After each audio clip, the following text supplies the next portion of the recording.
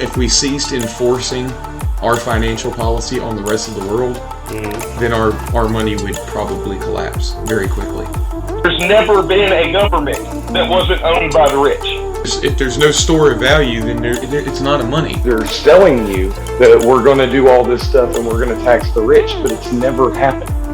DJ Badger coming at you live with Dad Influence. Hey everybody, welcome to another episode of Dad Influence. I have the great Shaiel Ben-Ephraim here.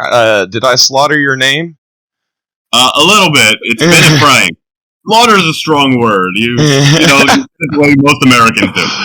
I mean, I am a Southern American, so, I mean... That's the reason, yeah.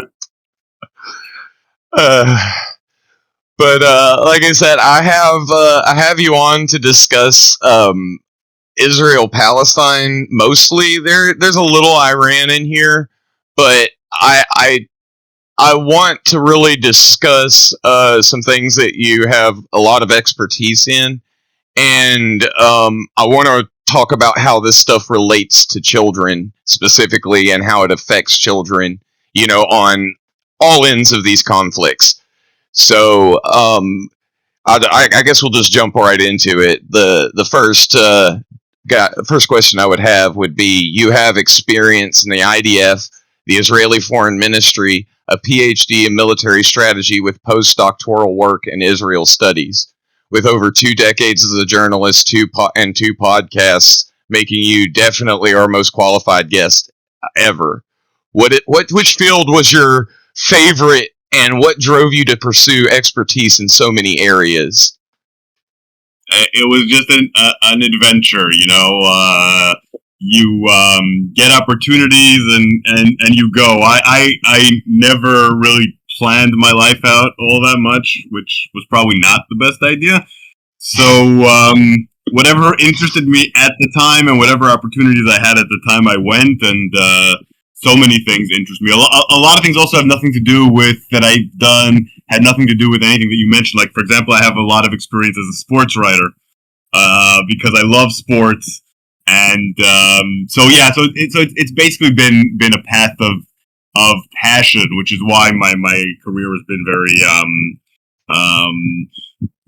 patchy and irregular.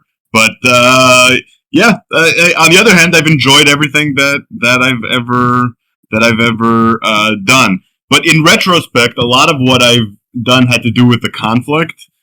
And that's not a coincidence. You know, I grew up in I talked about this on social media recently. I grew up in a Palestinian house, like a house built by Palestinians, that in 1948, most likely 48, maybe late 47, was evicted of its the family that lived in it. And it wasn't my family that replaced them, but my family bought it from the family that did. And I grew up in Jerusalem during both intifadas, you know, the two uprisings by the Palestinians. And so I think I spent a lot of my life trying to understand why the family that was in my house had been thrown out, why the Palestinians had done those uprisings in my childhood and in my teen years. So I think in retrospect, a lot of my life has been trying to figure those things out. But at the time, I didn't know that that's what I was doing. That sounds interesting. I mean, it's a different path than me, but it's kind of in the same vein. I double majored in political science and economics, but I never finished. Kind of ran out of money. I had a bunch of issues with financial aid, but that's beside the point. I went way further. Economics and political science is not something you necessarily need a professor for. You can definitely do a lot of study and learn a good bit of it. And something about human behavior in general, it's extremely interesting to me. And this is what's brought me into a huge interest in foreign policy as well. So, so I've kind of jumped around, but a lot of it's the same thing. It's just like any human behaviorism is very interesting. Child development, I dug into it real deep when I had my first kid, and completely changed my mind on spanking and a bunch of other things. So, like, I completely agree that, like, it's really good to broaden your horizons around your interests. If that makes any sense. Makes absolute sense. Yeah, but I wouldn't necessarily recommend it to everyone. Probably for most people, it would be better to plan your life a little bit better. But True. Yeah, on the other hand, I've always had fun. I have a feeling you have always had fun too. Well, what is it? The jack of all trades is a master of none. That's right.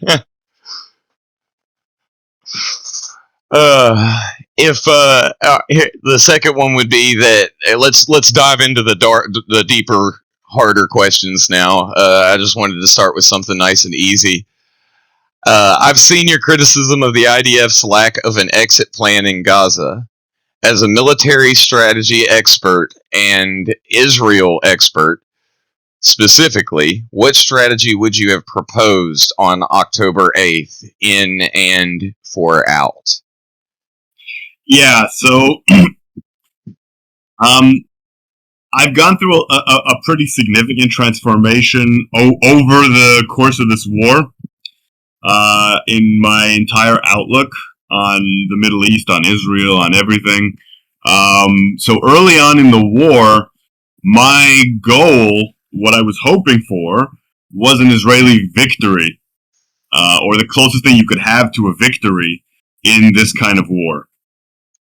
And in order to pursue that, I believed in a sort of classic strategy of taking over land, holding it, and rebuilding, along with winning over hearts and minds, sort of the classic guerrilla warfare strategy.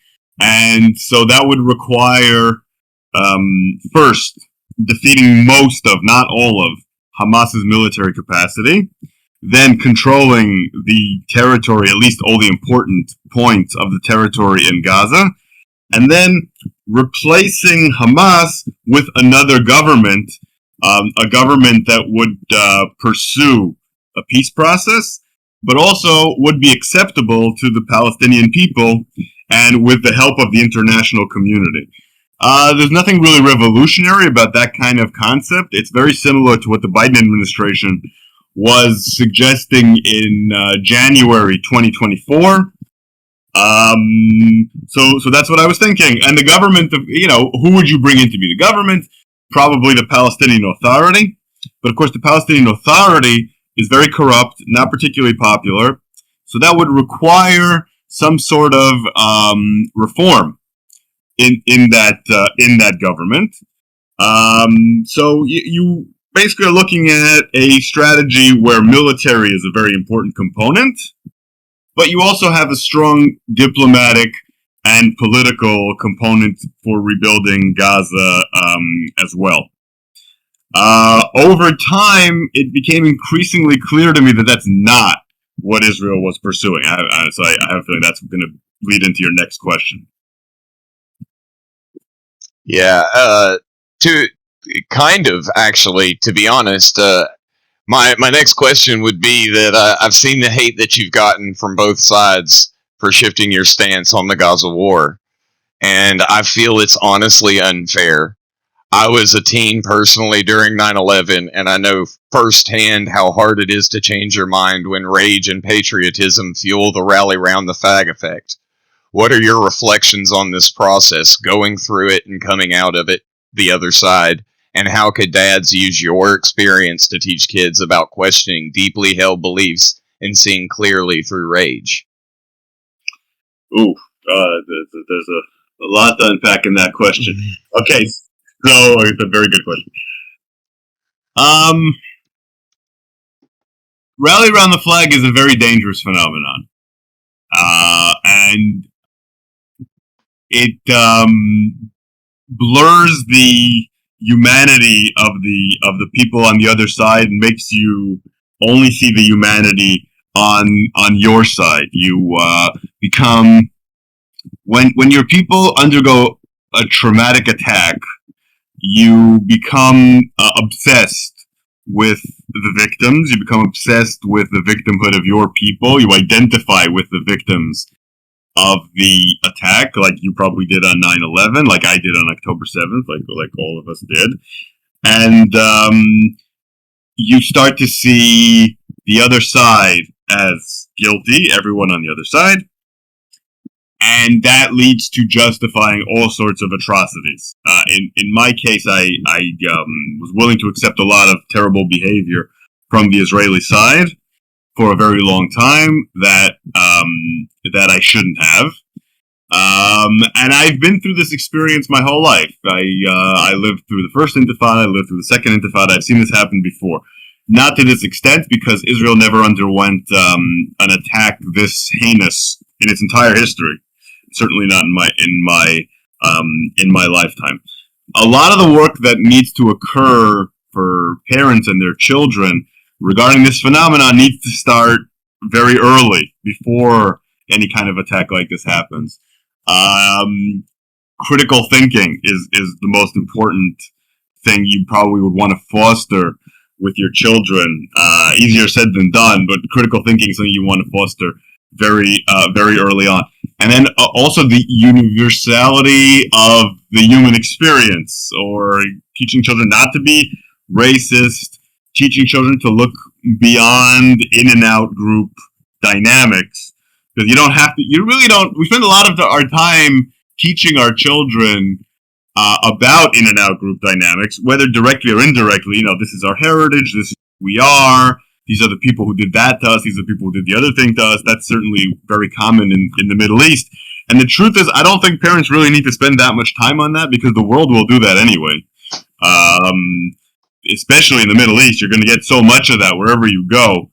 I think it's much more important to reinforce the sense of a common humanity. It's something that all human beings are aware of, the common humanity that we have, but we lose track of very easily under emotional stress and under emotional manipulation. I really think that's what parents need to stress. Now, I want to say I don't have any children, so this is all very theoretical, and I'm not trying to preach to anyone how to raise their kids, because if you have kids, you know a lot more about this stuff than I do. So I'm just trying to say how I feel as someone who's seen a lot of war and the kind of dynamics that occur in war, and maybe you could counteract that. That's all. I'm not trying to preach to you how to raise your children. But I think that the world really does reinforce in-group, out-group dynamics, and our cognitive setup is so attuned to that. We so easily do that really the focus needs to be on countering that. Now, it's not always harmful to have an in and out group dynamic. If you don't have a group that you're working with, it's hard to achieve things, and competition with other people can be very healthy. The trouble is, we reach this very dehumanizing point with it that can lead to atrocities that can all end up hurting our children and hurting other people's children. I've seen so many families that have lost their children in Israel, in wars and in terror attacks, and that the anger and hatred that results from that is a lot of what's feeding the atrocities that are occurring in Gaza now. Without October 7th, a lot of this wouldn't have happened, and without the Israeli occupation, October 7th wouldn't have happened. So whenever you put that kind of anger into the world, coming in through that in and out group dynamic, it rebounds on you, and it rebounds on your children. And I think it's very important to break that cycle. And when you're raising children, think of it as a valuable opportunity to break that cycle.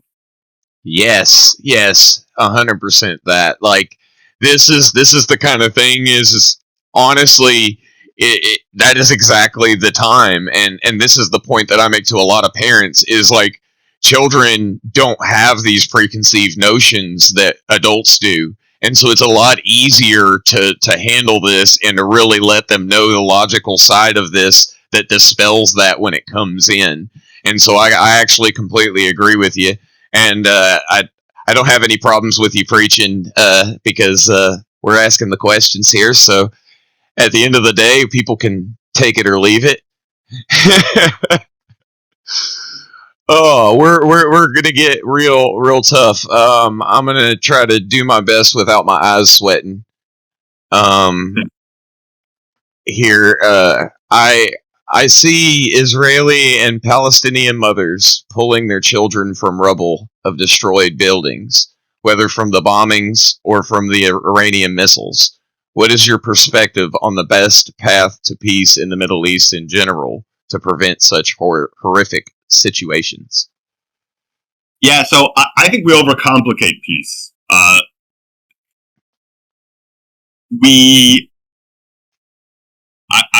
noticed that when people talk about peace, they immediately go to the problem. They immediately go to the issues that we can't agree on. They immediately go to excuses on why we can't have peace. Basically, whatever side you're on, and just about everyone, like the world is basically divided, it seems to me, into three groups when it comes to the Middle East process. People who don't care at all, and people who are violently on one side or the other. Some people are not like that, but that's basically, most people fall into one of those groups. And then the people who don't care at all are irrelevant, obviously. Maybe they shouldn't be, but they are. And the other people are immediately looking for an excuse for why they can't make peace. Why? Because the other side is so terrible, and because such injustices have been done, you can't make peace. And they look for the details. And the details are there. A lot of the things that people stress on why it's very difficult to make peace are there. But I think we're overcomplicating things. The first thing you need to foster is an actual desire to work things out. The older I get, the more I realize that's the main obstacle is just a lack of desire. Not details, not technicalities, not issues, none of that. It's just a lack of desire. There's so many possible solutions to this issue. Some might work better, some might work worse, and it's worthwhile to talk about them. But the most important thing is to have an open heart when doing that. And of course, you talked about pulling children out of the rubble.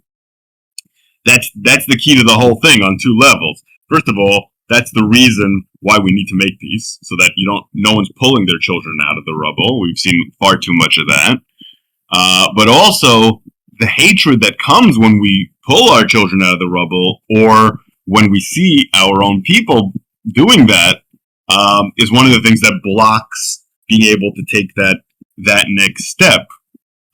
Ironically enough, I've seen many people who've experienced that themselves, on both sides, say, it's senseless for this cycle of hatred to continue. My children died, and the next children shouldn't die. I've seen peace activists, Palestinian and Israeli, who have lost their children in the most horrible ways possible. It's very often the people who haven't actually lost their children, who haven't actually experienced the worst depths of despair as a result of this conflict, who feel that anger that feeds the continuing cycle. Because there's something, from my observation, there's something very profound in, not that it's a positive process, very profound about losing your child, especially when it's in a larger context like a conflict. And you can take it in all sorts of ways, and I don't judge anyone who takes it in another way. But one way that I think is more common than people think is to understand that this shouldn't happen again, and that the cycle of hatred should end. So all these things are related. It's mostly a psychological shift.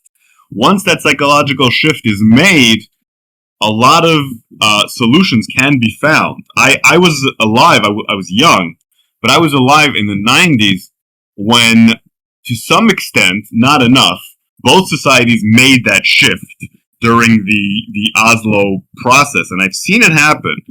And I'm hopeful that the massive amount of loss that both sides have experienced on October 7th and in Gaza will ultimately lead to that shift.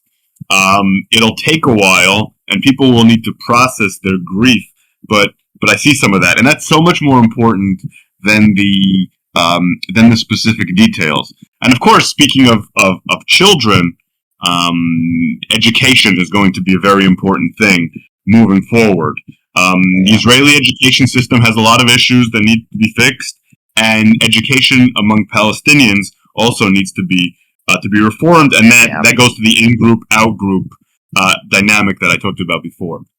Yeah, I've heard of the little mouse thing that they have going on, but like I said, it's not one of those things that is okay. But you know, like I said, I get it from both ends. You know, this is the thing that I've said is like, you know, I would love to say that I would be one of those parents that you're talking about, but I could also very, very well see myself going from absolute anti-war hippie to pure jihadist terrorist screaming about Jesus while I go blow something up.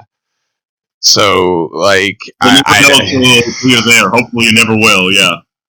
Yeah, I just can't imagine the kind of grief that, and then even not even just like when they're pulling their kids, it's like, are they alive? Aren't they alive? Like, that's wild. I've also heard another story that I thought was insane. It was a doctor who went to work, and then while I think it was a lady, I don't remember, but while she was working, her whole family showed up from an airstrike, and she had to like try to save her own family's life. And it's just like, I couldn't imagine having to deal with that and trying to like keep a stable hand and do what I'm supposed to do while it's like my own family's life in the balance. And then like if it doesn't, like you blame yourself, like, oh. I just talked to a Palestinian doctor who was treating his own son who died.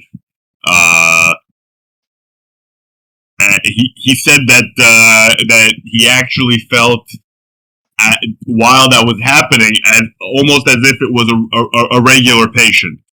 That somehow the doctor instinct really took over.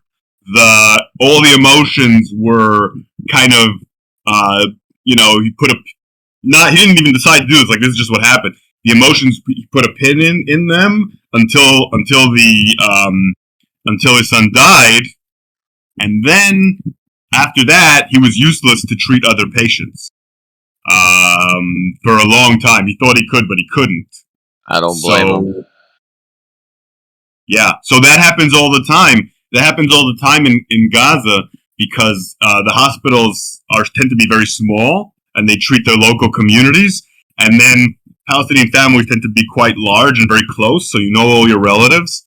So very often you'll be treating people that you know. I think unfortunately it's very common, and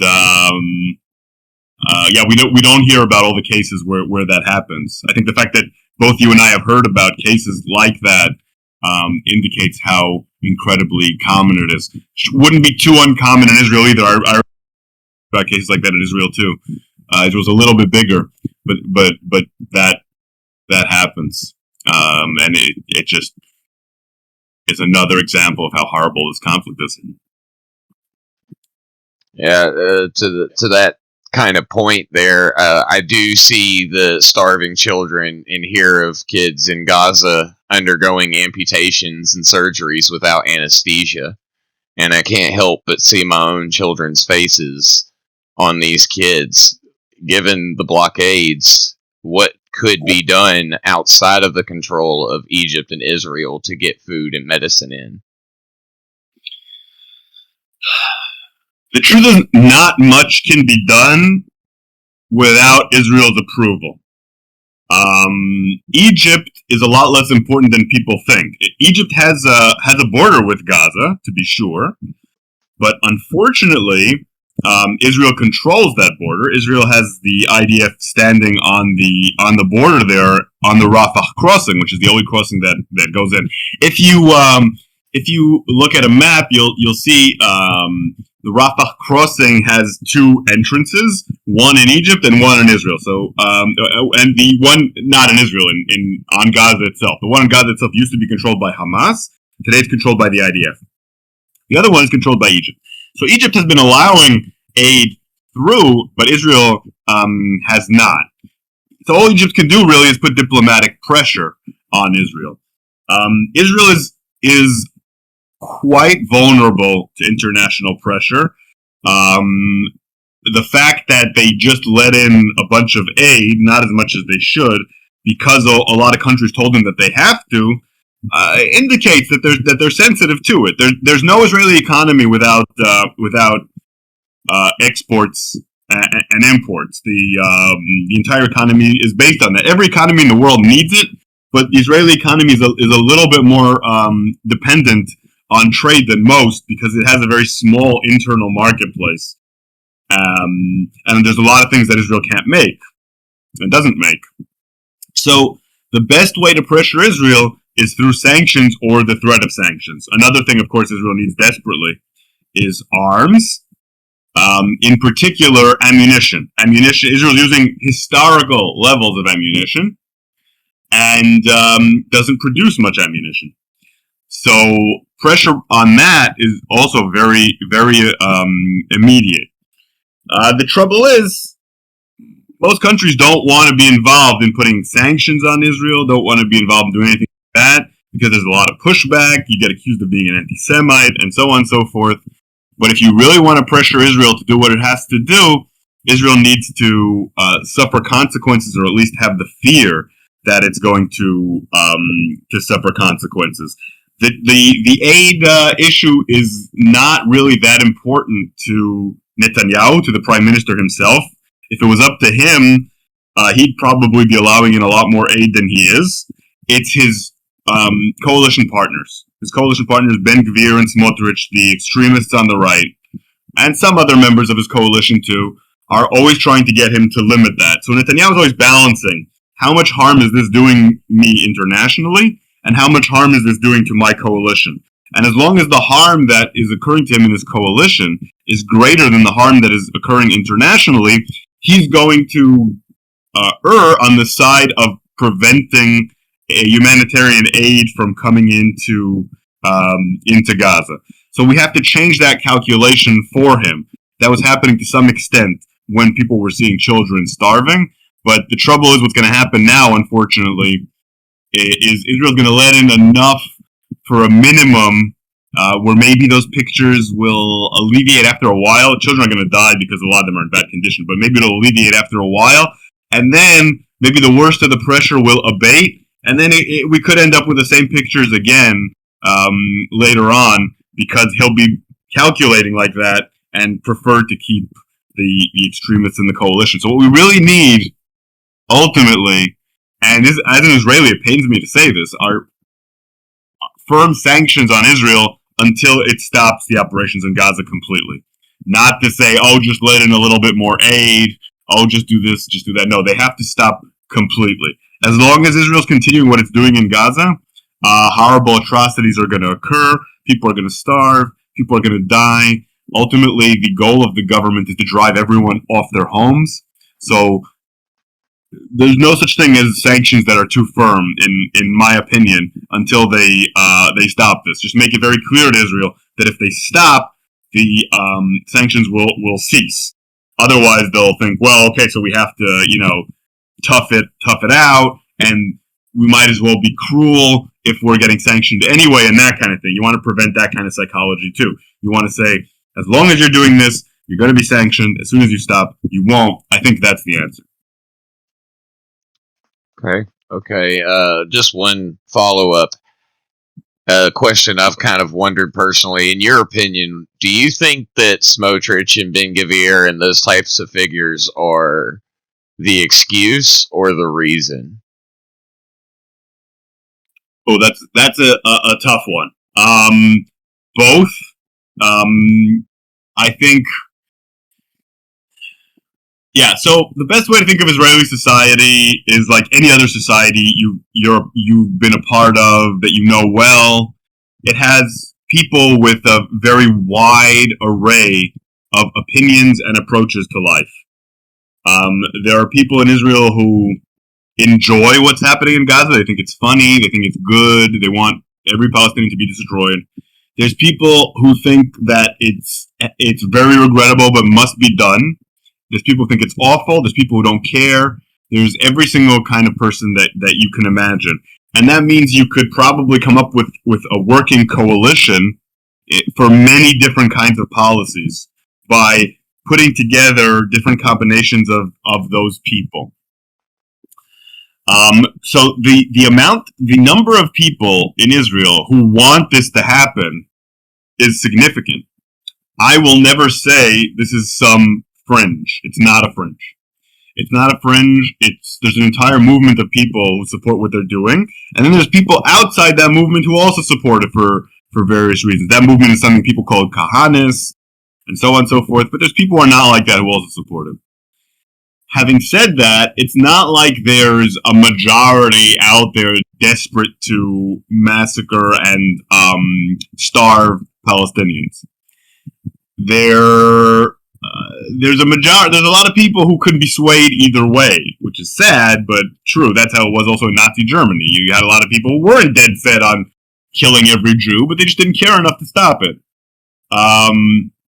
So the reason Smotrich and Ben-Gvir are so important is because they are a very articulate, and I don't mean articulate in the sense of intelligent, but articulate in the sense of very clearly defined and very aggressively promoted voice of the people who feel that way. So they represent whatever they represent, 20% of the population, 25% of the population, and then they make coalitions with other people who aren't against it, and they threaten to leave the government if this doesn't happen. And you can see a little bit of that push and pull from what happened in the last few days. And I think this is important, and most people outside of Israel aren't really aware. There's been a lot of pressure on Israel to stop starving Palestinians for quite a while, and Netanyahu's been aware of it. And from what I've heard from sources I have, and just what I read in the media, 2 or 3 weeks ago, he understood that this was a very bad idea. And 2 or 3 weeks ago was before most of these children had died of starvation. But he didn't stop. And the reason he didn't stop is because he was afraid that if he did, the coalition would fall. So what did he do? Netanyahu was a very smart man. He waited until the Knesset went on vacation. The Knesset went on vacation on the 27th. So on the 26th, it was Shabbat. It was Saturday. So on that day, he said, okay, we're going to let in more aid. Now, why does that matter? Because if the Knesset is on vacation, you can't vote to dissolve the coalition. You can say, I'm leaving the coalition, you can say whatever you want, but you can't actually dissolve it. And that means that if you say something like that, Netanyahu has 3 months to try to convince you to stay, or 3 months to prepare for elections, or find another coalition partner or whatever. He has a lot of breathing space. So he just waited. He just waited until they had less of a veto power. And then he brought in more aid. And the amount of aid he brought in was a minimum to put them in a position where they don't really have a good option. It's like he's putting in a minimum. If I leave, I can't dissolve the government. So he put them in this difficult situation. And that shows you how Ben-Gvir and Smotrich have a lot of power over this. They don't have ultimate power. Netanyahu has ultimate power, and he has ultimate responsibility. And the government represents the Israeli people. So they're responsible for this too. They voted for this government, and they're not doing enough to get rid of the government. There's people out there demonstrating every week, but most people don't care. And so that shows you the dynamic. If it wasn't for Ben-Gvir and Smotrich very actively expressing and blackmailing, essentially, Netanyahu into doing this, this probably wouldn't be happening. But that doesn't mean they don't represent an important part of Israeli society. So the answer to that is very complex. And I think that there's nothing atypical about that. That's how politics works. When you have politicians with power, they usually have a strong constituency that they represent. But how they leverage that depends on their skill as politicians and on the structure of the political system. And if they hadn't been put in power the way that they had, a lot of these worst atrocities wouldn't be happening. I think that a more normal Israeli government would be committing horrific atrocities in Gaza anyway, but maybe not quite as bad. So, I don't have a very clear answer for you, but hopefully I got a little bit of the dynamic there. Something I've said commonly on the podcast as well is nothing ever happens for one reason. in politics. That's right. That's right. So yeah, it's just that like I understand the dynamics of like not everybody has the same exact goals, but they have the same ends, so they might work together to get to that end. If that makes sense, just to get closer to their end. Right. Yeah. There's a lot of people in this government that really have no interest in this outcome, but they're interested in other outcomes, like staying in power, or let's say take the a big part of this government, not anymore because they left, and that's a different story. But a big part of this government leading up until a couple of weeks ago was the ultra-Orthodox parties. And the ultra-Orthodox parties don't really seem to have much of an interest in these atrocities occurring in Gaza. In fact, the heads of the ultra-Orthodox parties have said on occasion they want the war to end. They want the hostages back. They think that it's not going anywhere. But they've reached a sort of modus vivendi with the extreme right-wing parties. We'll get some of what we want. We want money for schools. We want our boys not to go to the army. Their boys don't go to the army and don't fight. In exchange, you get what you want in this operation. And for the Ben-Gvir and Smotrich, their constituencies go to the army. And a lot of their constituency lives in the West Bank, and some of them even want to move back to Gaza. So they're very interested in what happens in this war in a way that the ultra-Orthodox are not. So in this government, some of the members are pursuing completely different goals. They just reach, like I said, a coalition with these extremists to accomplish it. And those same people who are in the government now could very easily be in a coalition with other politicians and try to achieve something completely different. They wouldn't care all that much if there was a government that was trying to maybe reach peace with the Palestinians, if that government took care of the things that they really care about. Yeah, that makes sense. It's what we call pivotal voter. Exactly. Exactly. Yeah. All right. The next question would be: children grow up. So, how have the effects of we kind of talked about this? How have the effects of the Nakba, the first and second, and the first and second intifada's, can't talk, on children shape today's situation, and what future ramifications do you foresee from the experience of kids in the current conflict? And how can we help our kids understand these cycles to break them? Yeah. So I think that the intifadas, the Nakba, so on and so forth, create a lot of trauma in society.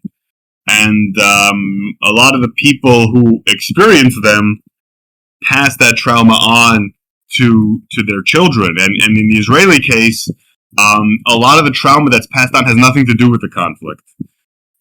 Nothing to do with the Palestinians, at least directly. It has to do with where they came from originally. So, most Jews in Israel are immigrants, or at least their parents or grandparents are immigrants. And wherever they came from, and I can include myself in this, they experienced pretty horrific anti-Semitism. In my case, my grandmother was in Auschwitz. And in cases of many people who live in Israel, their families lived in Arab-speaking countries or Muslim countries where they experienced their own horrific anti-Semitism. And they bring that trauma to the table. Then there's also the question of people who haven't necessarily experienced some of these things directly, hearing about it from other people and feeling like they have to be loyal to the experiences of others, that they have to live up to a certain legacy. For Jews, we say, never again will we have the Holocaust. We need to defend ourselves and stop that from happening again. And that's a very important part of who we are. And for Palestinians, they say we never want to forget where our grandparents came from and the homes that they left, and never give up the right of return to the homes that we left. And sometimes keys to houses in Palestine are passed from generation to generation. And you basically feel like you owe a debt to previous generations to address these grievances, to right these historical wrongs. And I think it's up to parents and education systems to make it very clear to children that they don't have to right historical wrongs. These are stories. They're narratives. They're part of reality.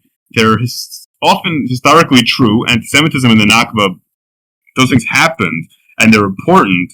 And it's important for children to know where they come from. But it's not their responsibility, in my opinion, to right these wrongs. It's not the responsibility of a Palestinian grandchild today to fight until they can return to their homes. It's not the responsibility of Jewish children today to fight to exercise the demons of the Holocaust. If you have to fight, sometimes you have to fight. But to come up with generational reasons for everyone to be in misery and kill each other is, I think, a disservice to our children. It's a disservice to the next generations. I think that a lot of the problem comes from that, and we need to teach history in a way that's more cautionary. If we do make the same mistakes that our ancestors made, we could find ourselves in the same situation. Another way to teach the Nakba would be to say, listen, we tried to have a war of annihilation against the Jews who were living in Palestine at the time, which was a mistake. We were offered the ability to share the land with them, and we said no, and we wanted too much, and we ended up paying a price for it.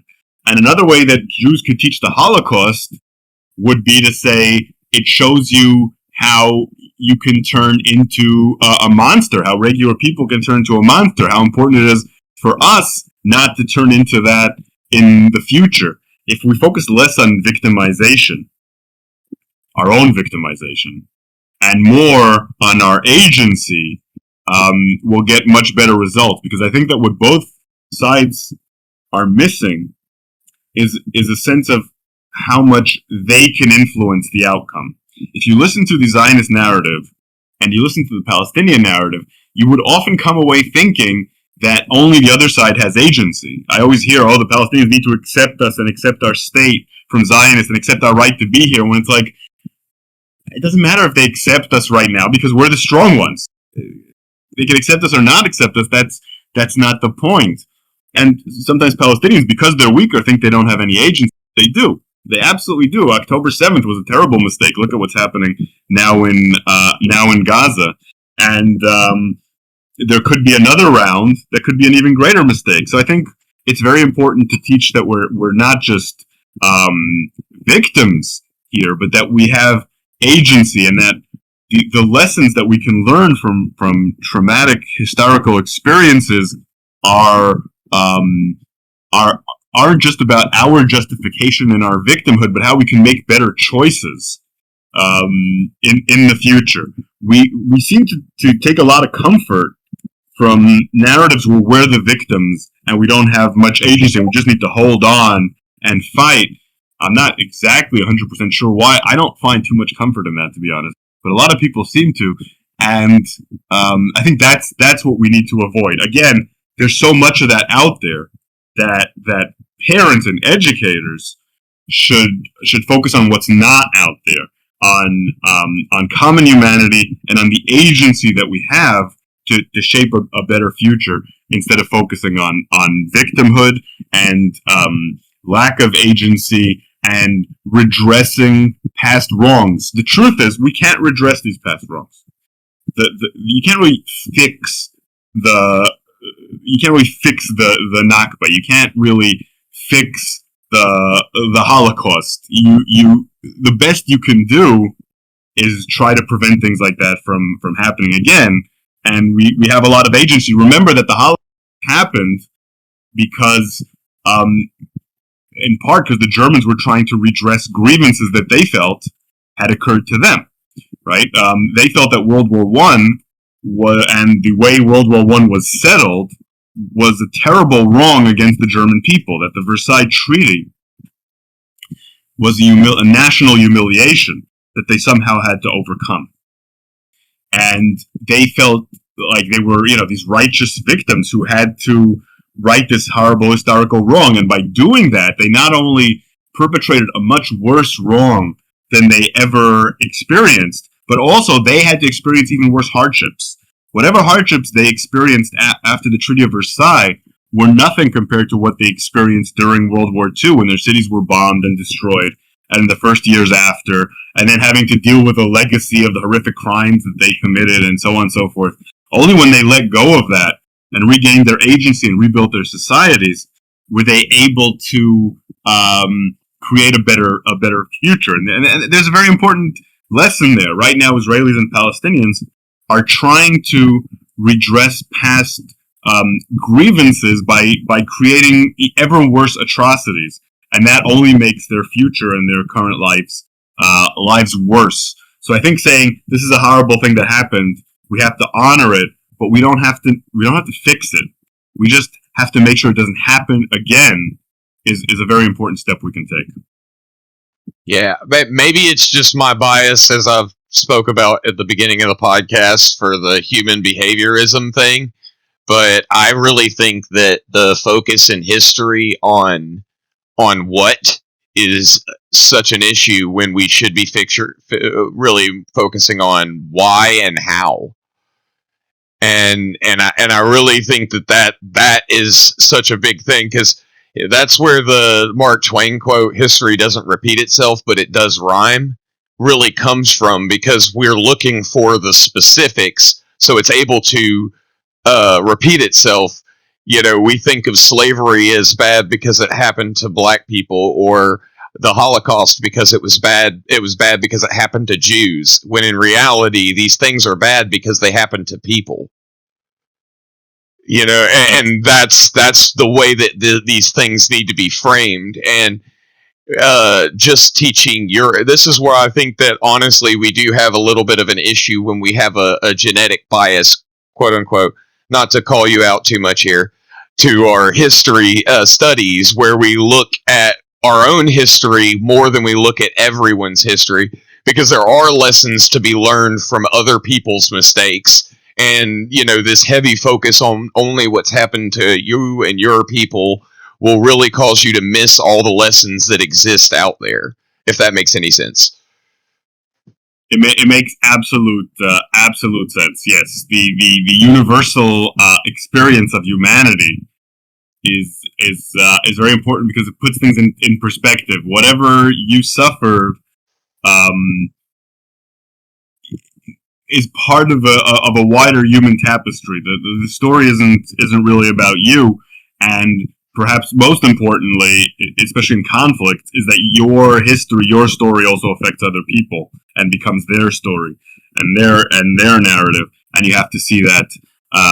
You have to see that more specifically. Yeah, in my case, one of the reasons I kept studying Israeli history rather than other history is because I kept getting offered scholarships in it, because there's a lot of interest in keeping you studying your own history.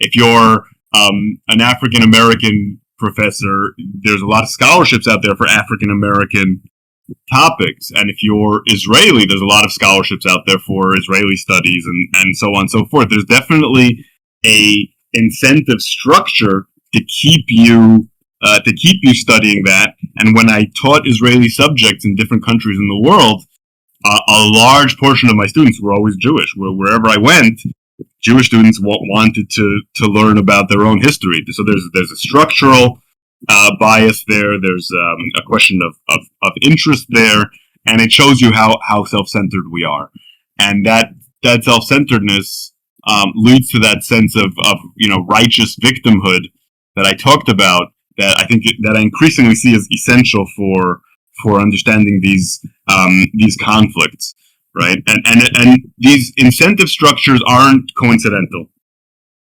There's a lot of people out there who benefit from these in-group and out-group dynamics.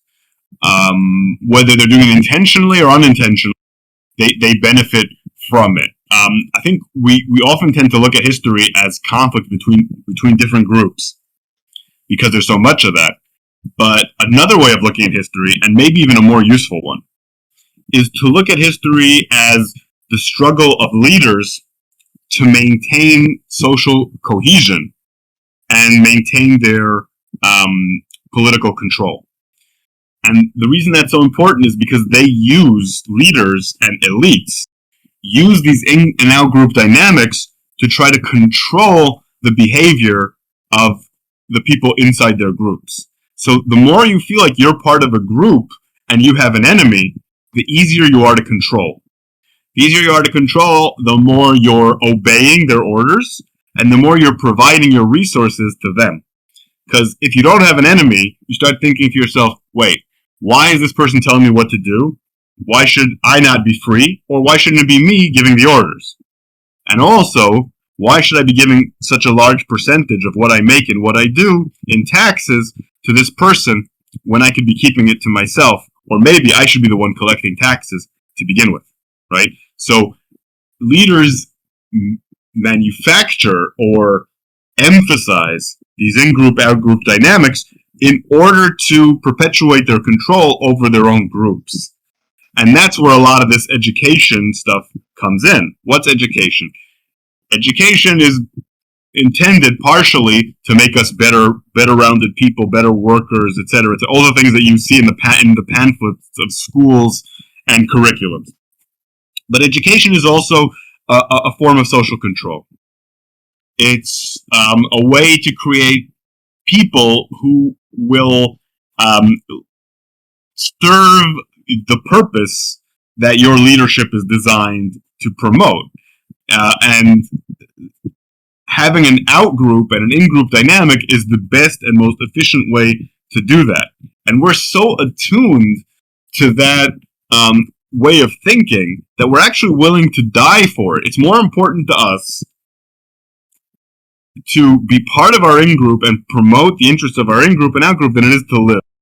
At least when people give us enough incentive to do that. The fact that throughout history, so many men, the average man, has been willing to go out there and die for the cause of their in-group and to punish the out-group tells you a lot about how prone we are to this.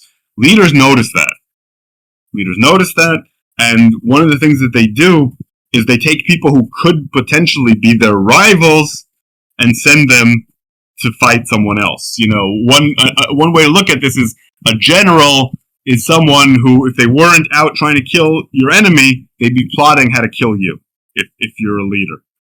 Like Iraq and Saddam Hussein conscripting a bunch of the Shia population to fight Iran back in the Iraq-Iran conflict. Like I said, I have been nerdily studying into this stuff. Yeah, Saddam Hussein is a great example of everything that I'm talking about. You had a country where his people, the Sunnis, were a minority. And they were fighting against a country that was Shiite majority, Iran.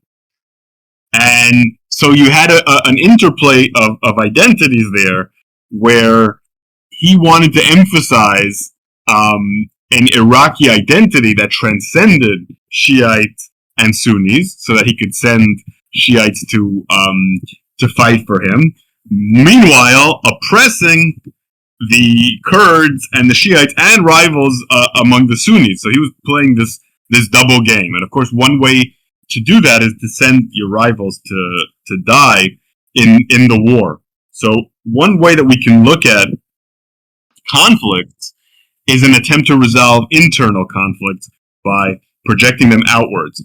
And the reason I'm stressing that in this interview, first of all, it's very important, but the reason I'm stressing that in this interview is because that's where education is in. Education is a political event. It's a political process of indoctrination, at least in part. and leaders use it in order to foster in and out group intentionally. And when different parties are in power, you'll see them do it differently because their idea of what the in group is and what the out group is are different. That's why politics and education are such an explosive mix. You'll see parties like the Republican Party in the United States that see the in group out group as kind of racial, and then you'll have a party that sees it as national, and that depends on what kind of in group out group dynamic they're trying to create. For Trump, the in group is white people or Native Americans in the sense of Americans that are native, not in the sense of Native American tribes and so on. I understand what you're saying. Yeah, vis-a-vis immigrants who he sees as the out group, and so the education system is designed to foster that feeling that perpetuates his power. And there's nothing exceptional about that. I'm not picking on Trump because he's exceptional. That's just what you do. Even if you think that you're very enlightened and you're very liberal, you are promoting liberal ideologies and liberal narratives, and you're creating an in and an out group. I think you're from the South, and I think a lot of people in the South might feel that when a more liberal curriculum talks a lot about the KKK and the Confederacy and slavery and all that, that maybe they're trying to create an out group out of people in your part of the country, especially white people in your part of the country. There's definitely some kind of attempt at otherizing there. It doesn't matter how liberal you think you are, you're playing into this. And that's something that as parents, we need to be very aware of, or you need to be very aware of, and education systems need to be very aware of, not in order necessarily to not do it at all, because there's really no way not to do that at all, because you're part of an in-group and you have out-groups, and it's just how we're wired, but rather to do it in the least harmful way possible. Yeah, that's the thing is people forget the actual definition of propaganda is any information meant to formulate opinion. So like any campaign ad is propaganda by definition. So like if you think about it like that, then you kind of get that, yeah, you're going to propagandize your kids because that's how you teach them morals. So, like, to an extent, like, you just have to be careful with what you're teaching these kids in general, so that way that you don't end up teaching them things that, end up being counterproductive to their own survival in the future. And so I think that's also, to an extent, where a lot of these things also get perpetuated, is people feel like they have to defend their kids in the future from the things that's happened to them in the past. And like I said, is from my studies into the past of from the pogroms all the way from the 1890s all the way to post-Holocaust Jewish diaspora moving all throughout that time, but really really surging into Israel after that.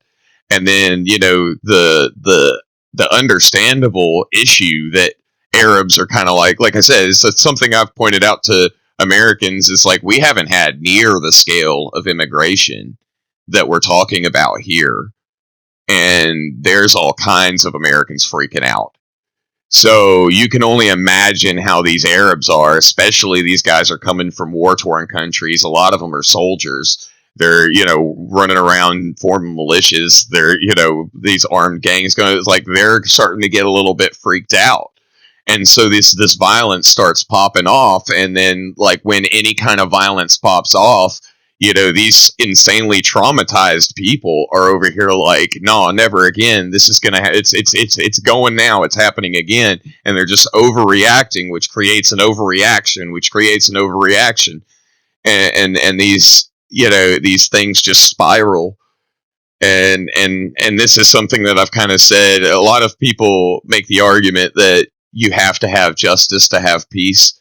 And to an extent, I think there has to be, I disagree. Maybe it's a Christian argument, but I would argue there has to be repentance for peace.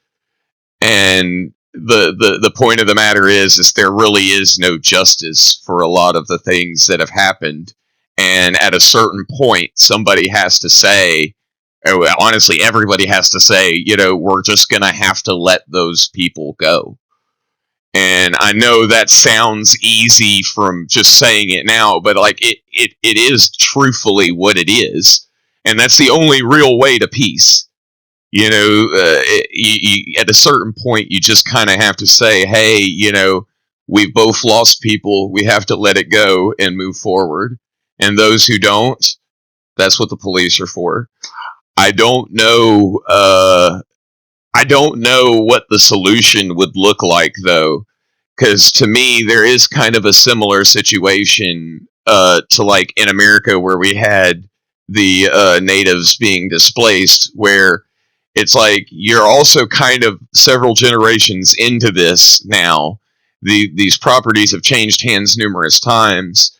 The question starts to become like, at what point, if you were, how do you actually reverse such a thing without redoing the exact same thing?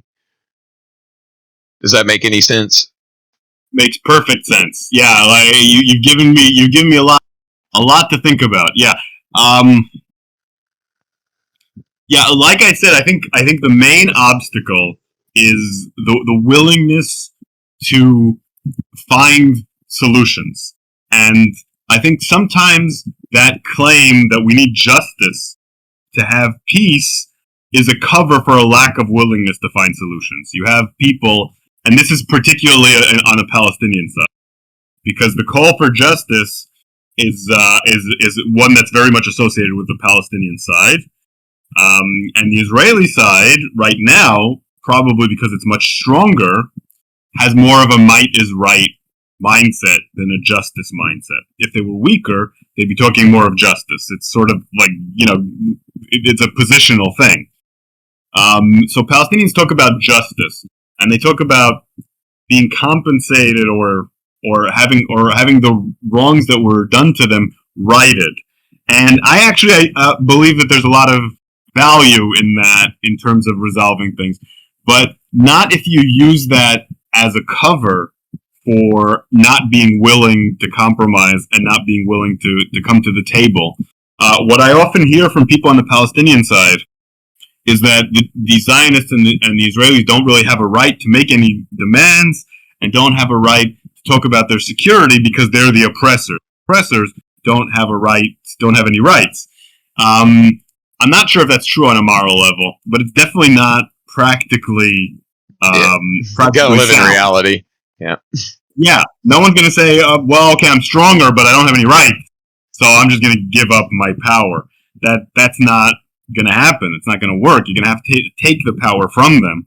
At which point they're gonna be the one saying, we need justice, and you're the oppressor, and you have no rights. It's not really a very helpful approach to reality. Cycle. Yeah, exactly. And Jews have been on both sides of that. And what you really need is a willingness to compromise, to find solutions, and to find justice in a framework that doesn't create more injustice on the other side. So I focus a lot of my activism, or whatever you want to call it, on trying to get Israelis and Jews to understand that they need to be willing to provide justice to Palestinians. So I totally understand what you're saying, and I agree with you to an extent, but I think that Israelis and Jews do need to provide some justice to Palestinians. But we need to be realistic on what that looks like. That doesn't look like one side just completely giving up all their rights and surrendering. No one has ever done that from a position of strength. What people have done from a position of strength is been willing to compromise, been willing to provide some solution. So I think we really need both. We really need the willingness to forgive and the willingness to pursue justice while being realistic on the fact that, just like you said, no matter what you do, you can't bring back the dead. And no matter what you do, you can't undo crimes that occurred in the past. And much more important than making these things right, which ultimately is a hopeless task, is preventing them from happening in the future. Of course, the danger with that is that you kind of have this mindset from the people who perpetrated crimes to say, well, that's in the past, that doesn't matter, and that can be aggravating to the other side. So you need to sort of say, we need to address what happened in the past, but the most important thing is to prevent it from happening again. It's a very difficult balance. That's why peace is so difficult to achieve. Yeah, I wouldn't necessarily argue that that wasn't a suggestion that nothing should be done and just say, hey, I'm sorry. But that's of course, you got to have actions behind your words. But my point being is and again, I think justice is something that is deserved for both ends, because, like I said, you as you've talked about what's happened. I can't remember which podcast it was, but you're talking about bus bombings and and actually that deserves justice too. And so and to me it deserves repentance. I don't think this is one of those one side should just go, hey, I'm sorry, and the other side should be like, yeah, you're right, you should be sorry. I think it really should be hey, no, what went down here was not cool. Honestly, you seen at the end of World War II, you had the Nuremberg trials, but also shortly after that, you started with the Geneva Convention, where they said, this can't just be a victor's justice. We also have to say, hey, this is what we did was wrong as well. We bombed children. When Hiroshima was bombed, when Nagasaki was bombed, Tokyo, Dresden, the men were all drafted. They were on the front line. This was women, this was children, this was people injured from the war, this was elderly. The Nagasaki bomb was dropped on a church. So, I think that's why I think it's honestly so horrific to me when I hear people say, well, yeah, you say this war is so horrible, but look at what we did in World War II. And I was like, yeah, I thought we all admitted that was bad.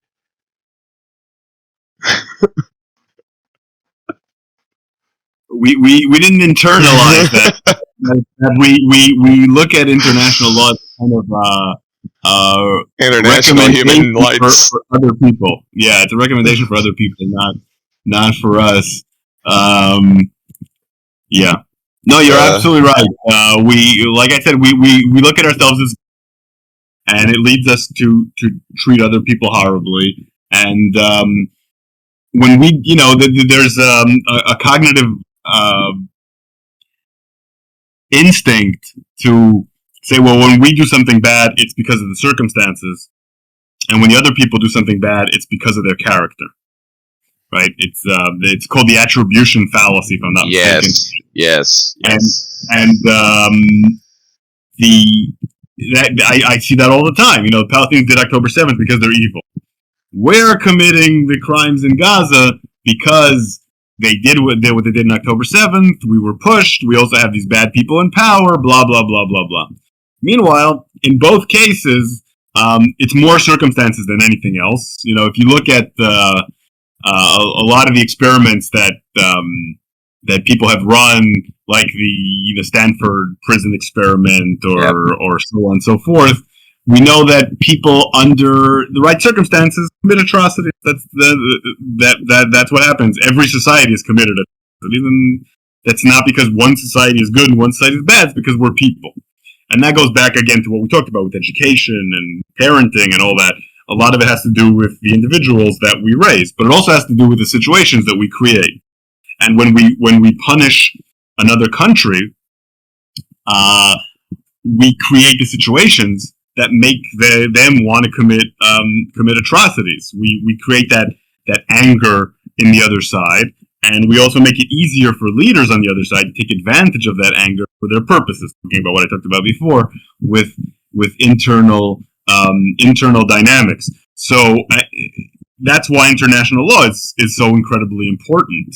It stops us from committing the worst atrocities, and when we don't commit the worst atrocities, we also don't create that incentive for revenge on the other side. So yeah, going back to World War II to justify all these atrocities is not the best. Not the best. Not the logic. argument they think it is. Yeah, not on a moral level, not on a strategic level, not on any level. But people are not using those excuses because they care about the excuses. They're using those excuses because they want to justify in-group behavior. You have this instinct. You're at war. You have to defend your people. You have to win, and that includes winning the argument. And whatever argument you can come up with, no matter how ridiculous, no matter how self-defeating, as long as you can use it, it's worth using. That's the psychology really behind it. I see right now my country and my people increasingly running out of arguments. Something's happened over the last few weeks where the starvation of children on live TV is so inarguable that they know that they're in a losing position. Propaganda in terms of everything, and to see them desperately try to cling on to some excuse and some explanation has really been eye-opening and horrifying. Like, you just these pro-Israel accounts and see them just grasping at straws. Like, what was it? They had this child that was on the cover of some newspapers, and then first they say, first they say these kids are from Yemen. Then it turns out that they're not. Okay. Then they're like, well, the kid was sick, so because of their sickness, that's why they look so bad. It's like, yeah, the fact that this kid is sick and you're starving them and you're not getting attention is not a win. That's a bad thing. But then they're like, yeah, but he wouldn't be this emaciated if he was sick. So it's really trying to make us look bad by showing them. It's like, do you hear yourself? Is that your excuse? Do you think that he'd have the medicine and specialized nutrition he needed if there wasn't a blockade? That's the point that's being made by the picture and the journalist. I don't understand how this is not understandable. I've also seen people criticizing. I think they had a little bit older toddler and then a younger infant that was really emaciated, and they were like, "Well, how's the toddler doing fine, but the kid?" Well, if you have malnutrition as a mother, then you can't produce breast milk, and if you can't get formula, then the infant starts starving, but the toddler not necessarily, because they are getting some food, and so this is the game that I think a lot of people, this is again where I go back to the what versus why. It's like it's intentionally narrow. Michael Malice, I'm a huge fan of that man. If you've ever heard of him, he said the media is truthful but not honest, and I think it's the most accurate way of saying it. Where it's just like you're just going to pick out pieces of the truth and really, zone in on that. So that way we don't see the whole, situation, if that makes any sense. It makes perfect sense, and it's 100% accurate. By the way, not all media even meet that standard. But yes, all media meets that. Like, good media tends to meet that exact standard, yeah. And in the case that we're talking about with trying to excuse these pictures of starved children, what we're seeing is the absolutely desperate attempt to shield yourself from reality. It's the most thin, pathetic argument imaginable. The kind of thing that comes when you've lost your ability to make any argument. Like, in your mind, that makes sense somehow, because to you, the only thing that matters is defending Israel. But to anyone else, they're looking at you like you are a psychopath. Your arguments are psychotic at this point. And I think, maybe I'm being optimistic, that that's sort of the last vestiges of a defense before you have to collapse, because what happens eventually, the true believers might not be convinced, but eventually you look around and there's no one around you. There's no one supporting you. A lot of people among your own people don't support you anymore. Your allies don't support you anymore. You go outside into the world and people attack you, like Israelis are being attacked all around the world. I'm not justifying which it, is disgusting. Yeah, Collective guilt is not a thing. This is the whole point that I'm criticizing. I mean, what Hamas did deserves to be punished. Every last one of those people should have been hunted down and killed. I do not disagree with that at all. Period. End of story. That is not what I'm saying at all in any of my arguments. My point that I would make is that does not transfer to other people. The idea that I've also heard a lot of people say too that like Palestinians voted for Hamas, and I was like, well, first of all, more than half of their population is underage, did not participate in said election. So like you're talking about something crazy, but aside from that, you are literally using Osama bin Laden's argument right now. This is Osama bin Laden's to a T argument for why it was totally fine for him to attack civilians in the U.S. on 9/11 was because we voted for the people that we voted for. We could overthrow our government quite easily. We don't even need to pick up a gun. So you chose this, so you are responsible. And I haven't checked, but I would bet high dollar that Hamas says the same thing. Oh, for sure. It's very easy to make that argument about Israel too, if you want to. I think it's easier when it is an actual democracy, but I still don't think it's legitimate. No. Also because most Israelis serve in the army, so you say, it's a society of soldiers, so everyone is a target. Yeah, it goes again to like what we were talking about with children. If you want to make an argument, you can find those things, and so you have the in-group out-group dynamic. Everyone and the attribution fallacy I talked about. Everyone on the other side is bad. Everyone on the other side is culpable. Everyone on the other side deserves to be killed, and that's what leads to these. And that's again why international law is so important. You talk about the principle of distinction. You talk about the principle of proportionality, and why you can't target people who are civilians. And all of those sorts of things. Yeah, collective responsibility is not a thing. It's not a thing in politics. It doesn't serve the reality because most people are just regular people who are gonna go along with whatever the government does, whether it's good or bad. They're gonna go along not because of a combination of education and identity and inertia. So they'll be there supporting it, whether it's a liberal policy or a Nazi policy. They'll be there supporting it. There's no point in making people like that the victims. It's much more effective and much more just to try to change their incentives to make them more liberal, to make them more peaceful. Because otherwise, you just want to kill people for where they were born and what group they were born into, and we know that is wrong, and we know that that's not just. And of course, that creates more radicalism among people who otherwise would be willing to pursue peaceful solutions. So it's not only immoral; it's also self-defeating. Yeah, they call it insurgent math. It's the same thing that I've pointed out to numerous Israelis around this conflict, and also to Americans around the war on terror.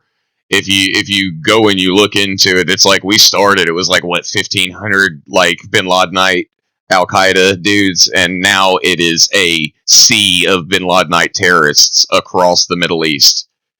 Just everywhere. We turn the man into a martyr. They all, worship at the altar of that guy and say that this guy is and truthfully, I'm not praising, obviously not praising the man.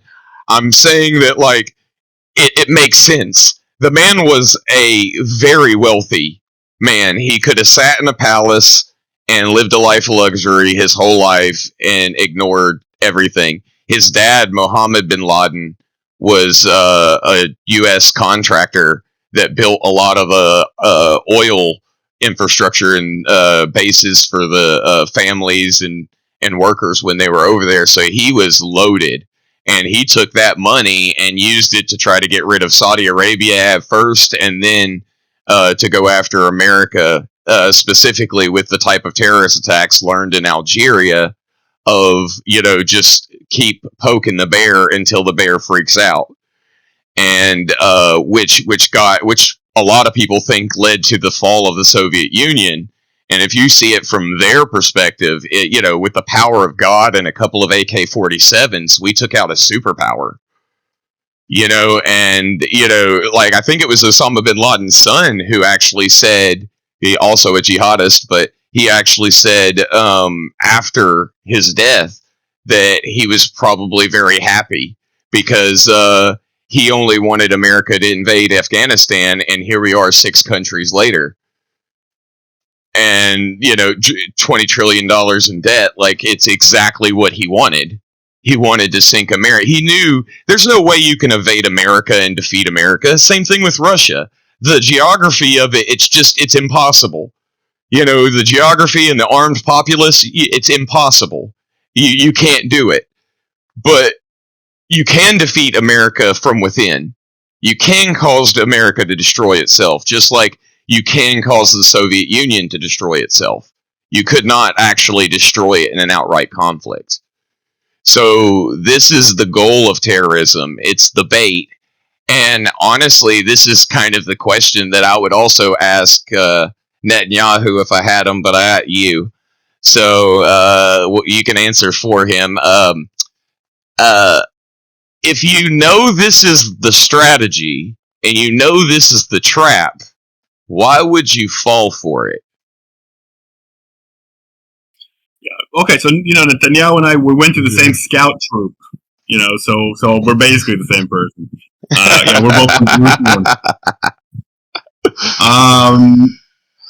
So this Netanyahu knows exactly what Hamas wanted. But Netanyahu has his own strategy. Netanyahu has a strategy. Back to reason or excuse. Yeah, he has.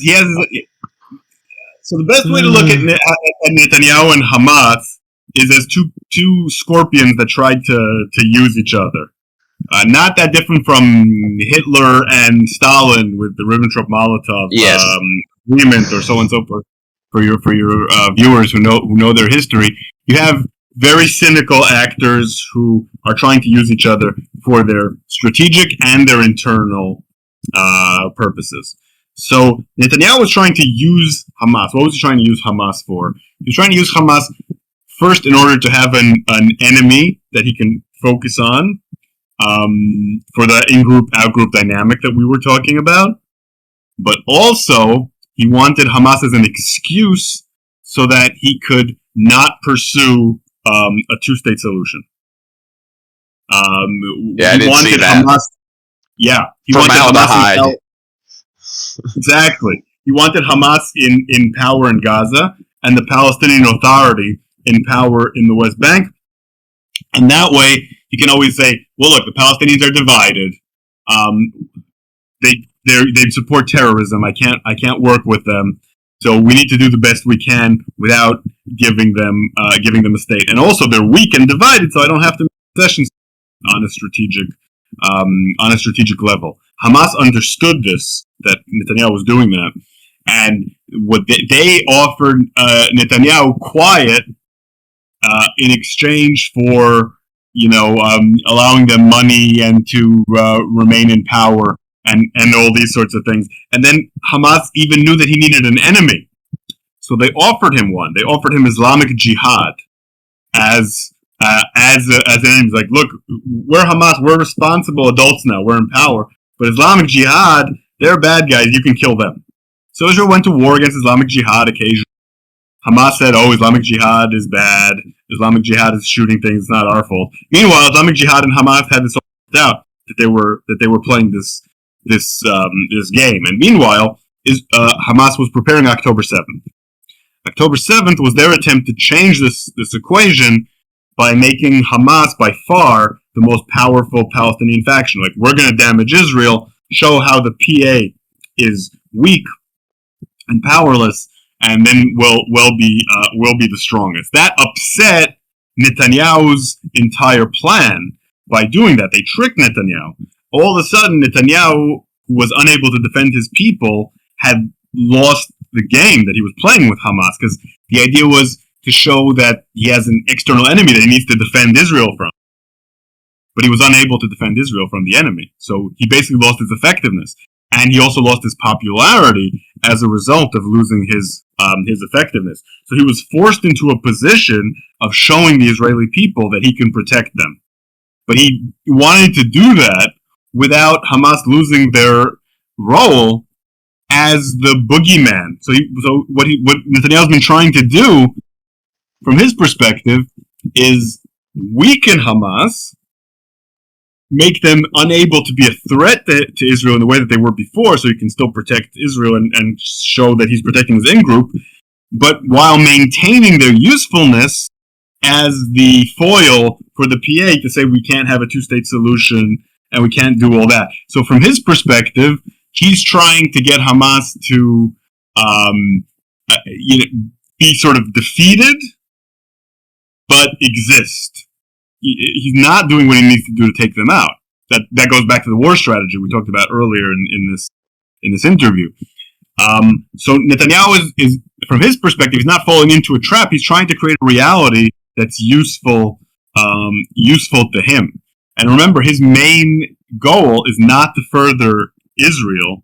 It's not to further the Israeli national interest. His main goal is to keep himself in power forever. And the fact that he's been able to keep himself in power for so long after a disaster as acute as October 7th means that he's not falling into traps.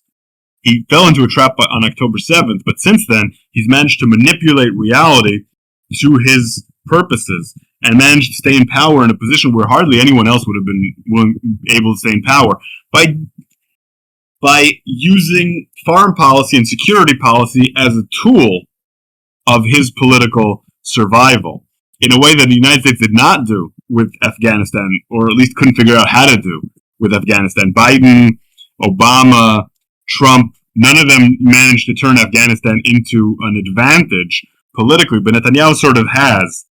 So I wouldn't say that he's falling into a trap in the same way. It's true that in the long term, this war is horrific for Israel, which is, I think, what you were saying.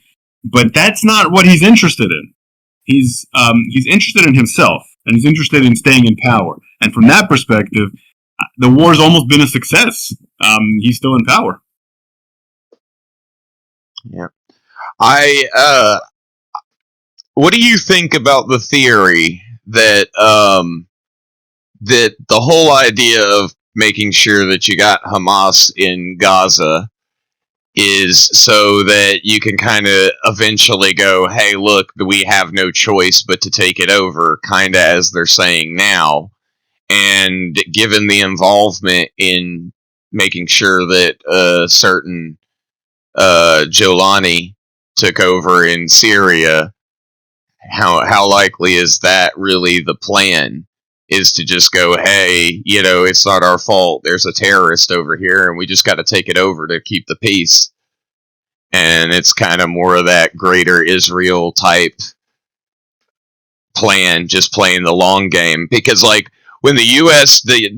isn't innocent in any of this Middle East stuff, but generally, as we've done things, most of the plan, at least in the 80s and 90s, was more of a, like, let's overthrow these more religious and Shahs and stuff like that. Let's overthrow these more religious type guys and install people like the Shah, or these more secular type dictators with the shaved face and the Saddam Husseins and the such and so forth.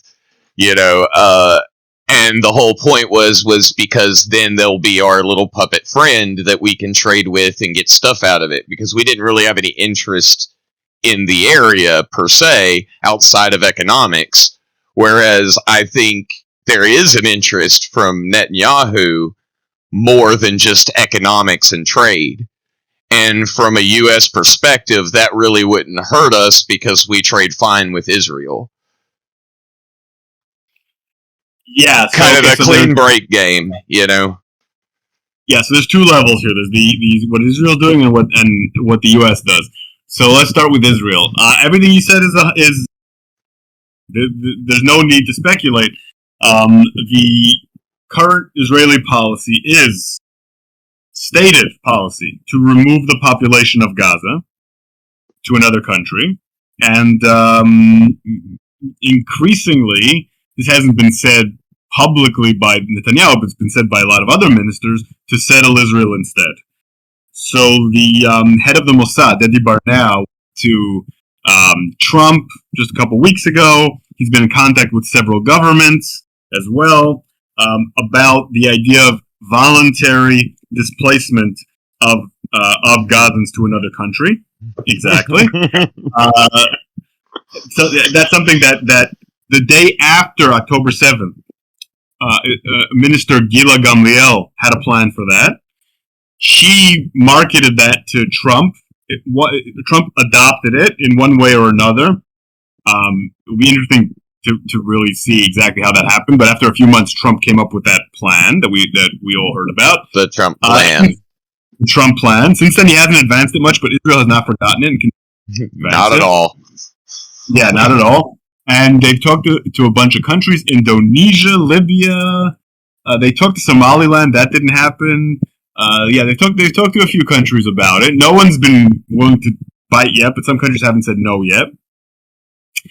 And like we said, it's not voluntary because they're intentionally turning Gaza into a place you just can't live. They're destroying all the houses, all the hospitals, all that stuff, so that everyone will leave. They don't need everyone to leave to do this. They need the majority to leave, or a large portion, at least 1 million probably they would need to leave. And then, but the extremists want everyone to leave, and then settle there. Unless something is done to stop this is what's going to happen.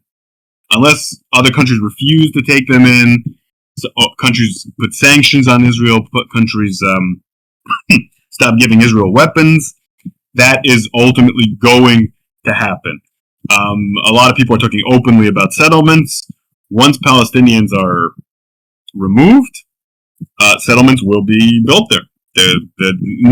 Israel has no plans to rebuild Gaza to make life good for Palestinians, to let Palestinians live there. Their plans are to rebuild it for settlers. And some members of Knesset have made AI movies of what Gaza is going to look like afterward. And it has Trump towers in it, and it has synagogues, and it has bars, and it doesn't seem to have any Muslims or Palestinians. And that is not a coincidence. I don't think it's going to happen. The main issue stopping it from happening is the fact that no one really wants to take the Palestinians. And no one wants to be part of this crime, and people are worried about ending up with Hamas on their territory. So you have strong incentives not to do this. And I think that's the weak point from the Israeli perspective. From the American perspective, they don't really have... The Trump administration doesn't care about the Palestinians at all. They don't care. Obviously. Very obviously. Lately they've been saying maybe don't starve them, which is nice, I guess. But the main reason they're doing that is because the Saudis and the Qataris are putting pressure on them to protect the Palestinians to some extent. They don't care about the Palestinians either, but their population does. They know that if they're partners in any way with a new Nakba, then that could undermine their stability in their countries. So they're going to put a lot of pressure. As we know, Qatar and Saudi Arabia have a lot of influence on Trump, and that's another reason I don't think it's going to happen. But some Palestinians leaving is going to happen. Should happen. People should have a right to go somewhere else. Unfortunately, it's no longer voluntary. Still, people have a right to go where they want to go. And maybe there also will be settlement in Gaza like there used to be before 2005. But I don't think the full plan of removing the entire population and replacing them is feasible. But that is what Israel wants to do. Yeah, that's one of the subjects that kind of has me a little conflicted too, because there was talks of from Hitler of like, hey, somebody take these Jews, somebody take these Jews, somebody take these Jews. And a lot of people were kind of making the same argument of, well, we don't want to be complicit, and a lot of people didn't care. There was a lot of terrorism due to the, obvious discrimination that was going on, and so they didn't want to deal with those issues in their countries. And like you ended up with a situation that ended in a horrendous tragedy. And I kind of wonder, like, I'm not saying that would have been good, obviously, but it's just kind of would that have actually been better if we would have just said, hey, let's move these folks to Britain or France or America or wherever, at least until we can, take out Hitler, and you know what I mean?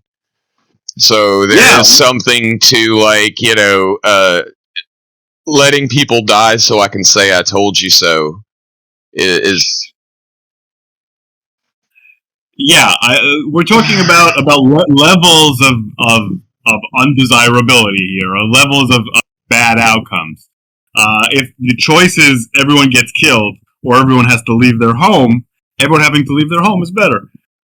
There's no question about it. If the Jews had been able to relocate and avoided the Holocaust and Auschwitz, not saying Hitler was being real, and he definitely would have let it happen, and he wasn't. Obviously, I think he was a genocidal maniac. I'm just making that point that he gave himself an out for a lot of these Holocaust deniers and apologists in the future, if that makes sense. Yeah, look, well, what you're saying is historically true. The idea of a final solution, something not even something that Hitler had in 1930 or 1940. They developed that. They came to that decision in 1941. Until then, they realized they hated Jews. They realized they don't care if some Jews die. But the idea of killing all the Jews was maybe an option on the table. It wasn't something that they decided on doing. Instead, they wanted Jews to leave. Sometimes they even let them leave with their possessions to encourage them to leave. That's how a lot of Jews ended up in Palestine in the 1930s. Havara Agreement. Yep. Yeah, there was even some were with that agreement. Some were just independently. Jews were allowed to leave, and plenty of them did. The largest wave of immigration to Palestine, Jewish immigration, before 1948 was from Germany and Poland in the 1930s. Jews who had the ability and got the permission to leave. Yeah, as bad as that is to lose your home and have to leave your home, it's a lot better than being killed. If those are the options, then yeah, they should leave. But it shows you again that this is not voluntary. Yeah, and that definitely wasn't voluntary then, where he's just like, oh, you can stay here and get pogromed, or, you can, obviously not voluntary at all, and I wouldn't even argue that. I'm just kind of making that point that I think that, because to me, it's about preventing, death and suffering at the most that we can. I'm a hippie. Yeah. If those are the options, then that's definitely better. But if we want some justice for the people of Gaza, they should be allowed to have options, either to stay in Gaza until things are rebuilt, or to leave while things are a nightmare and then eventually come back, or to go to the country that they want to and settle. They deserve options. They deserve control over their own destiny. I talk to Zionists here in America, and I tell them, okay, so you want the Palestinians to leave, so why don't you invite them here? And they're like, no, never, terrorists. It's like, okay, so you don't want them to go where they want to go. You don't want them to stay where they already live. But I mean, it was a lot of the same thing. Go read a little bit into Winston Churchill and FDR, and these guys weren't exactly friends of the Jews either. No. So the whole Jew issue with Hitler thing actually became more of the focus well after the war. Most of the war was really blamed on how Germans were just a special type of European that just loved war too much. And that really came about from the First World War, and then really blew up during the Second World War, and the Holocaust became pretty well known. Not that there weren't, leaks that came out, but similarly to today, they were coming from Jews, so no one believed it. They were under intense secrecy in the Nazi regime, so you didn't really have you didn't have the news coming from them, so it was generally just questioned, and nobody ever actually for sure knew if it was true. I would argue you probably knew it was true. You even had people who escaped concentration camps that they didn't believe, and that's right. It's wild, but once they actually started moving through the Allies and they found the camps and they found these bodies and they found what was going on, it finally got acknowledged. But this was a good bit after the war, and there's no easier way to demonize Hitler than that. So I think that's why they went with that. Not that he needed help being demonized. Yeah, it served. You're right. Like the Holocaust, when it didn't serve interests, it was ignored, and when it did, it was stressed. People do these things for self-interest. Yeah. So unfortunately, I'm gonna have to wrap this up. But if you have a final question, that's fine. That's fine. I really appreciate you coming in and doing it, man. Like I said, I ran out of questions a while ago, so I was just asking stuff off the top of my head. Just random questions that actually, I could ask one last question. This is an interesting one. So I have noticed from the Iran-Israel conflict that you see everywhere, all over Twitter, all over, I guess it's X, but all over X, all over the news and all that, you see the apartment buildings and hospitals and such and so forth that got bombed, but the government has censored all of the military targets. And to me, maybe I'm being a little conspiratorial here, but that seems intentional to paint. They only attacked our civilians and didn't hit any of our military stuff. Yeah, there's definite manipulation here. It was very transparent and badly done, and that's why you're aware of it. I'm aware. Everyone's aware of it because it was very badly done. There's two reasons that Israel does this. I used to be on the other side of this, so I'm just aware. I'm aware of the protocol. It hasn't changed in years. There's two reasons Israel does this. Reason number one is exactly like you said. It's to make the enemy seem worse than they are. Iran tried to hit, I don't think exclusively necessarily, but tried to hit military and government facilities, partially because that's mostly what Israel did, and partially as a means of propaganda to show that we're the good guys, and so on and so forth. That doesn't serve the Israeli narrative. So Israel didn't show that, but they certainly showed a lot of when it hit a hospital. Even though some of the hit on the hospital ended up not being lethal, it's not clear if it was intentional. Some people said there was a military target across the street. So that's unclear. Meanwhile, the ones on military sites were not stressed. But then there's another reason that Israel did that. The other reason is it shows Israel's weakness. Some of those hits seem to have been quite severe in terms of not killing soldiers, but in terms of incapacitating some of Israel's abilities. In particular, one of the major factories in Haifa, which is used for military purposes, was completely destroyed, which Israel was very surprised that Iran was able to do that, because they thought that was a well-covered and hidden target.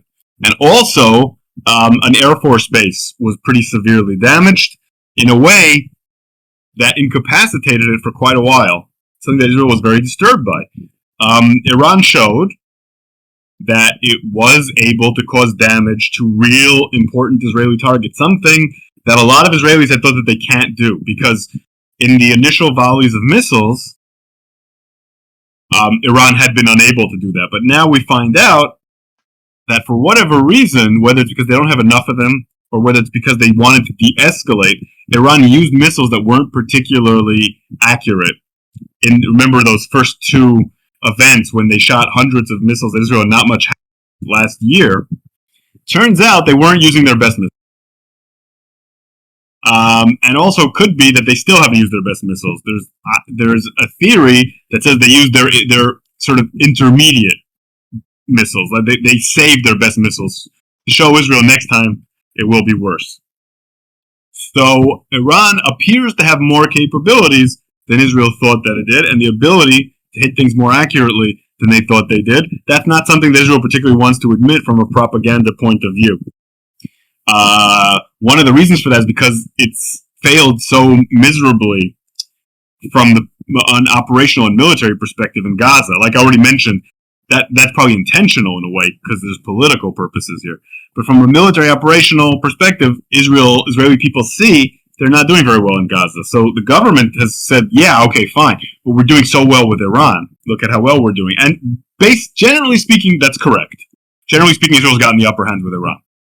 But this undermines that narrative. So for those reasons, this has been very secretive. A lot of the work that's gone into understanding the level of damage that Iran has caused Israeli targets has been through non-Israeli sources, has been through various open source sleuthing, because Israel has not been willing to admit it. And the reason you said is one, and what I just said is the other reason. Yeah, I've heard the excuse, which is that it'll help them target, and I was like, so you're helping them target your civilians? Right. Which is what you're saying they're aiming at, so... That's a tacit admission by Israel, just as you said. Yeah, you're thinking that's a tacit admission by Israel that Iran's not. So it doesn't seem to have been targeting civilians, or certainly it doesn't seem to have been targeting civilians exclusively. It can cause, and that's not because the Iranians are good people or anything like that. They can cause more damage by hitting military targets. That causes more damage, and so they were trying to do that. But that doesn't serve the Israeli propaganda purposes to show, look, we don't target civilians, they do, which is of course not true. Israel targets civilians all the time, and the Iranians often target military purposes. It depends on their strategic calculations, not on their value and morality as human beings. Neither the Iranian leaders nor the Israeli leaders excel at their morality as human beings, unfortunately. Yeah, man. I got to say, I really appreciate you coming in. I think it was a really great conversation. I'd love to have you back anytime you're willing to come, because like I said, I like being able to ask these kind of questions. It seems to me when I watch the news and Piers Morgan, which you did excellent, by the way. I loved watching that, but what I hated was the thing I hate about Piers Morgan seems to generally be that, like, the smartest guy they have there is the one that's not talking. And and that's that it's just a bunch of people shouting over each other, and sometimes, but I really love a lot of the things that you said, and like I said, but for me, it seems to be the same tired old questions, so I kind of wanted to ask something that's a little deeper and out of the box than what I'm sure you're used to, I'm hoping. You did. It was fantastic questions, and a very different perspective from what I'm used to. I'm used to people hammering from one side or the other, and that's just not what you were doing. Well, I'm a libertarian. I'm a libertarian, so I think both the teams are stupid. Well, A lot of libertarians today are a bunch of racists, right? You actually see individuals the way libertarians are supposed to. I have a lot of sympathy for in its true philosophical form. Unfortunately, politically, like most philosophies, it tends to be hijacked by a bunch of assholes. So you're a real libertarian, I can tell. Yeah. That's probably the first time that sentence has ever been said. You are a real libertarian. I mean, I haven't probed your ideology, but just the way you ask questions is so centered on the individual, and that tells me everything I need to know. I appreciate it. I really appreciate you coming on again, man. And like I said, anytime if you reach out to me, I'm willing to do it. Awesome. And yeah, if there's anything that happens that you want me to. Okay. Yeah, definitely. We'll definitely set something up, and we'll do another talk, and maybe next time it'll be more like the second half than the first half, and we'll have more of a discussion oriented. Because, like I said, I just really wanted to get those kind of questions out of the way, because I thought those were like, especially with the stuff about the kids and stuff. Because I don't know, man, my heart bleeds for children in general. That's one thing that's really turned me into an extremist, was having kids. I really, like I said, if there's any kind of supremacy I believe in, it is kid supremacy. They are worth more than we are. That is a very radical and good approach. They are actually worth more than we are. So I guess we'll end with that.